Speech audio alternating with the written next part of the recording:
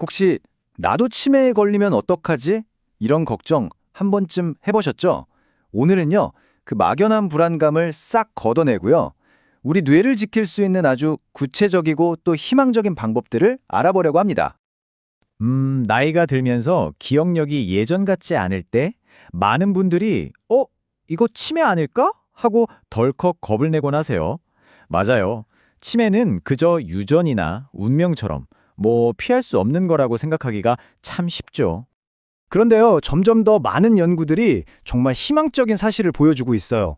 바로 우리가 매일 하는 이 작은 습관들이요, 치매를 막는 아주 강력한 방패가 될 수 있다는 거죠. 자, 그럼 지금부터 그 비결을 하나씩 파헤쳐 볼까요? 자, 본격적으로 그 비결을 알아보기 전에요. 먼저 이 문제가 얼마나 우리 가까이에 와 있는지, 그리고 왜 예방이 그렇게 중요한지부터 한번 짚고 넘어가 볼게요. 보세요. 이미 우리나라 치매 환자 수가 100만 명을 넘어섰다고 합니다. 근데 이게 끝이 아니에요. 2050년에는 지금의 2배로 늘어날 거라고 해요. 정말 어마어마한 숫자죠.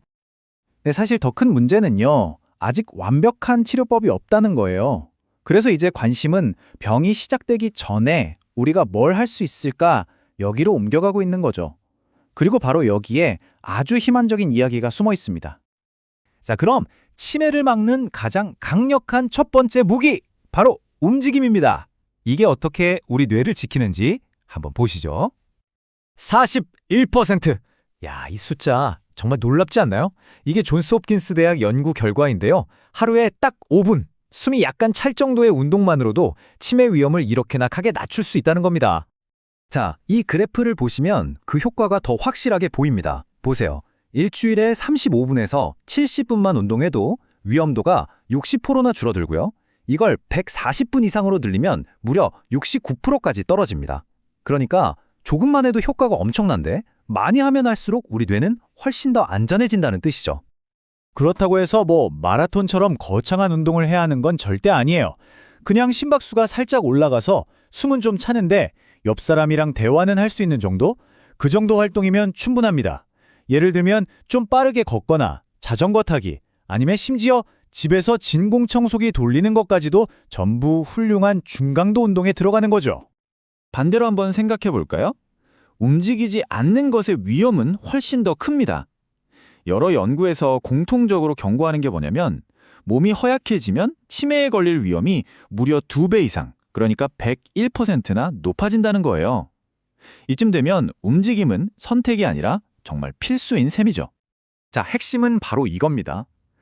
우리가 몸을 움직이면요, 뇌로 가는 혈액순환이 좋아지고 염증은 줄어들고 또 새로운 뇌세포가 자라도록 자극을 준다는 거예요. 한마디로 뇌의 물리적인 구조 자체를 아주 튼튼하게 만들어서 질병에 저항하는 힘, 그러니까 회복력을 키워주는 거죠. 자, 몸을 움직이는 것만큼이나 중요한 게 또 있습니다. 바로 우리가 매일 무엇을 먹는가 하는 거죠. 우리가 먹는 음식이 우리 뇌 건강에 과연 어떤 영향을 미칠까요? 28%. 이 숫자도 정말 의미가 크죠. 연구에 따르면요, 뇌 건강에 좋은 식단을 꾸준히 지키는 사람들은 그렇지 않은 사람들에 비해서 치매 위험을 무려 28%나 줄일 수 있다고 합니다. 우리가 매일 하는 식사가 말 그대로 뇌의 운명을 바꿀 수도 있는 거예요. 특히 2가지 식단이 아주 효과적이라고 알려져 있는데요. 바로 지중해식 식단과 MIND 식단입니다.